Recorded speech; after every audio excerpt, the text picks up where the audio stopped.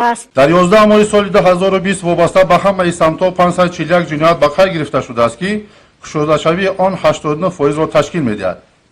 در نتیجه درست به راه ماندن کارهای اپراتیوی جستجویی 19 نفر شخصانی که در جستجوی رسمی قرار داشتند دستگیر کردند که 16% را تشکیل می‌دهد. 15% جنایتکاران دستگیر شده ساکنان شهر خاروق میباشند. در این دوره 12 حالت تأخیر و مانع گردیدن به فعالیت کارمندان مقامات حزب حقوق مخصوصا در دیدبانگاه‌های عملکننده بازرسی دولتی اتومبیلی به خیر گرفته شده که نسبت 13 نفر پرونده جنایتی آغاز کرده شد. ستاد در یکجایگی با مقامات اجرایی حاکمیت دولتی ولایت و گروه‌های متشکل جنایتی و شخصان علیحده در شهر و ناحیه 304 سلاح‌های آتشفشان مصادره کرده شد.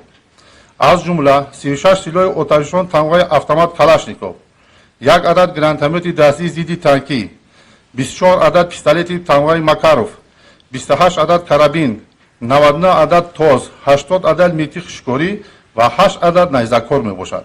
همزمان مقدار زیادی لوازمات‌های جنگی از قبیل 10460 تیرهای گوناگون، 87 تیردان، 39 نارنجک، 7 سناریادهای گوناگون، 33 کیلوگرم موادهای ترکننده، 12 عدد کپسولهای ترکننده، 3 عدد گلوله ترکننده، 3 عدد امانیت، 1 عدد امانال و دیگر لوازمات‌های جنگی مصادره کرده شد.